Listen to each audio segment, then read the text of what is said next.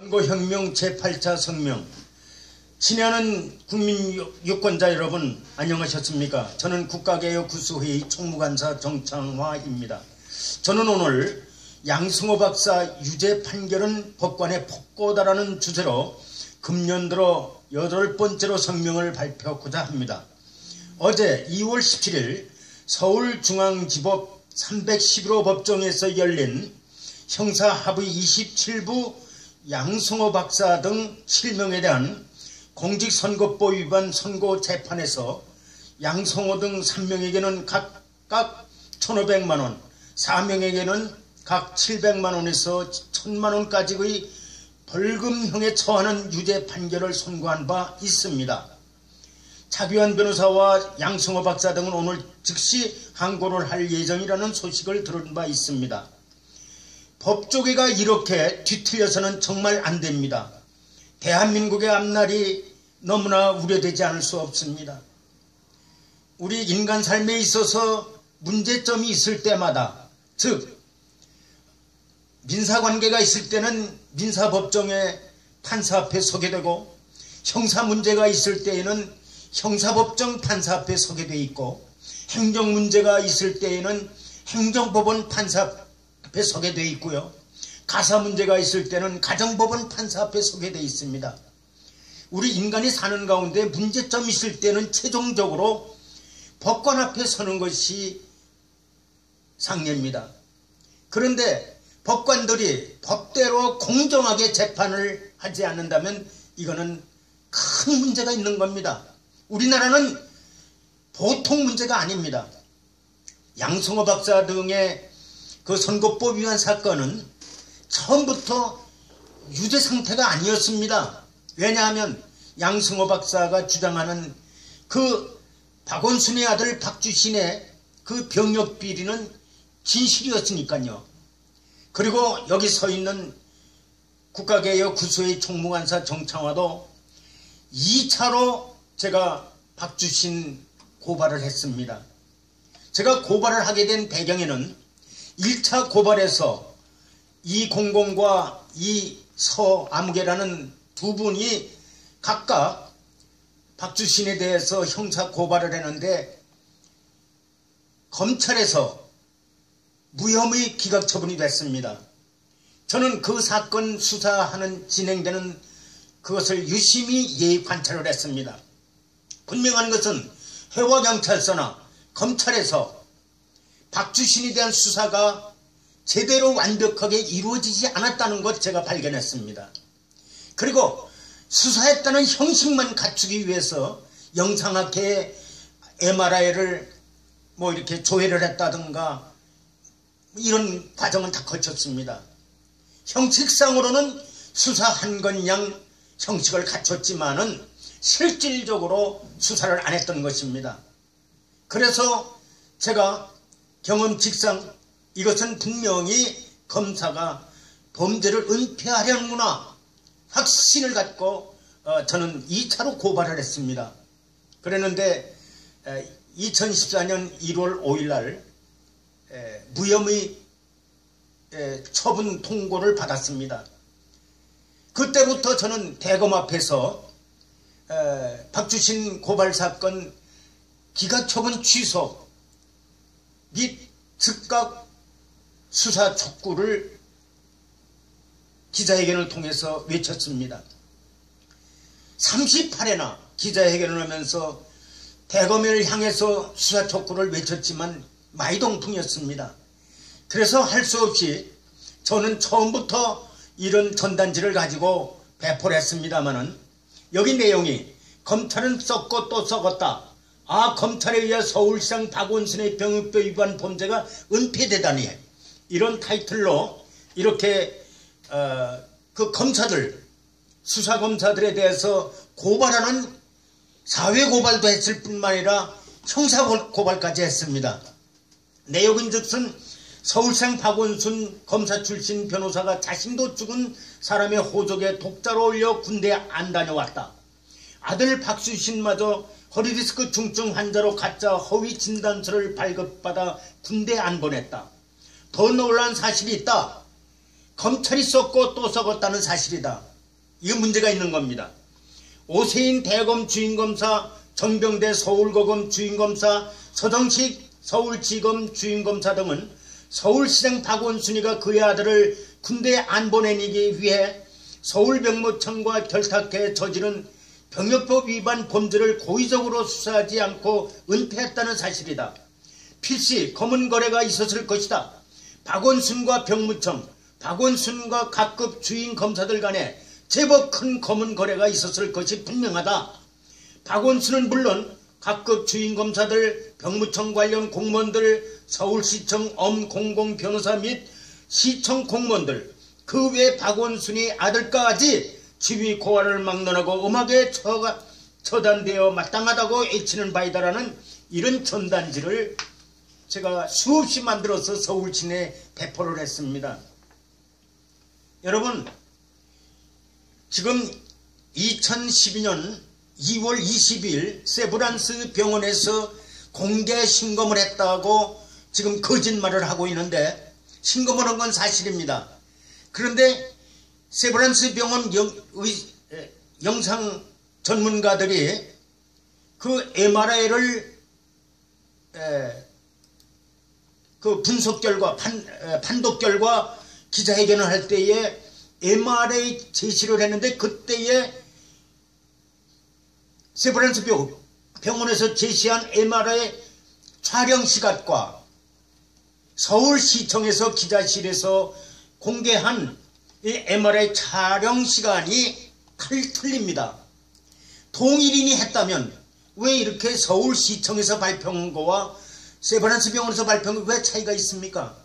저는 이 전단지를 만들어서 무수히 뿌렸습니다. 이건 일종의 사회고발입니다. 그리고 저는 작년 9월에 서울지검, 서울고검, 대검 기각처분을 한 검사 3명을 형사고발을 했습니다. 고발을 할 때에 당신들이 진짜 수사를 했는데 혐의가 없어서 기각처분을 했다면 그 증거를 대고 이 고발자인 정창화를 구속을 시켜라. 나를 구속 못 시키겠거든 새 검사를 의법 조치해라. 나 이런 고발장 아주 단순합니다. 그런데 아직까지 그 검사들에 대한 신분 조치도 없고 저에 대한 거 지금 이렇게 8차 성명을 발표하고 있지 않습니까? 이거 어떻게 된 겁니까? 저는 어제 서울중앙지법에서 양승호 박사 등 7명에 대해서 유죄 판결을 하는 그 모습을 보면서 너무나도 울분하고 정말 너무나 속상하고 우리 대한민국의 앞날이 어떻게 될 것이냐에 대해서 걱정한 나머지 오늘 여러 국민들에게 제가 각오하고 이 말씀을 발표하는 겁니다. 나는 지금 검찰도 명예훼손을 하는 거고요. 지금 어제 재판부도 내가 명예훼손에 걸립니다. 왜냐면 자기네들이 공정한 판결을 했다면 저는 분명히 잡혀 들어가야 됩니다. 나 오늘 대단한 각오를 가지고 온 국민들에게 정말 이 법조계가 이래서 안 된다는 것을 확실하게 밝혀주기 위해서 이 자리에 섰습니다. 여러 친애하는 국민들, 박주신이가 허위 진단서를 발급받은 거 제가 그 상황을 설명드리면 이해가 가실 겁니다. 적어도 서울시장의 아들이라면 적어도 유명한 대학에 가서 진단서를 발급받아야죠. 그래가지고 병무청에 제출을 해야죠. 보세요. 저 신사동 자양한방병원에 가서 MRI를 찍었습니다. 나 그 현장에 없었기 때문에 보질 못했습니다만은 MRI를 찍고 강남에서 저 강북 자양동에 있는 해민병원이라는 데 가서 진단서를 발급받았습니다. 아니 이런 과정이 상식적으로 판단해 보시면 그게 옳은 과정이라고 생각하십니까? 그냥 불쑥 가서 서울대학병원이나 고대병원이나 중앙대학병원에 가서 진단서 끊어가지고 서울병무청에 제출하면 되는 겁니다. 박주신이 박원순 서울시장의 아들 박주신이가 허리 디스크 중증 환자가 아니기 때문에 대리 신검자를 MRI를 찍게 하고 그것을 병사 진단서를 발급받으려니까 그런 복잡한 과정을 거친 겁니다. 저는 서울 시내에 있는 대학병원 그리고 큰 병원들 제가 오랜 동안 탐문을 했습니다. 박원순이의 아들 박주신쯤 되면 병원에서들 다 알게 되어 있습니다. 그리고 병원엔 차트가 있고 다 기록이 있습니다. 제가 공식적으로 확인한 건 아니지만 은밀하게 탐문한 결과 박원순의 아들 박주신이가 병원에 댕긴 흔적이 없습니다. 물론 고대병원에 가서 뭐 심전도 검사한 거 그건 내가 발견을 했습니다. 여러분, 제가 이걸 공개 못합니다. 왜냐하면 이게 법적으로 이걸 알아보게 되어 있는 게 아니기 때문에 내가 내가 탐문한 거에 대해서 일일이 밝힐 수가 없습니다.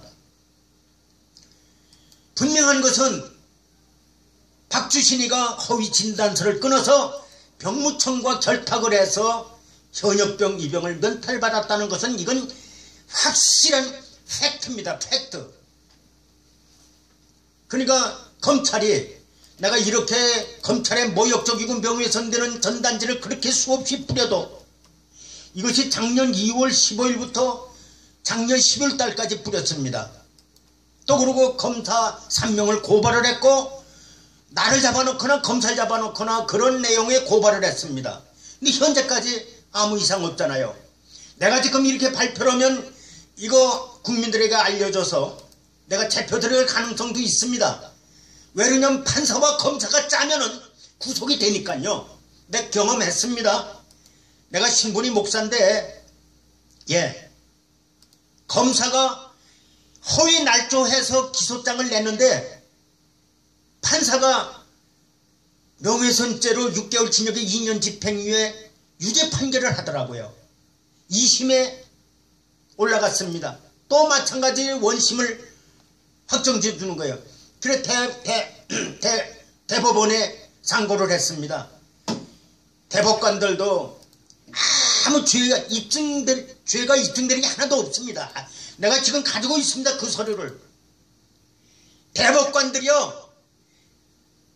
난 정말 이렇게 대한민국에 한심한 줄 몰랐어요. 내가 명예훼손죄 전과자입니다.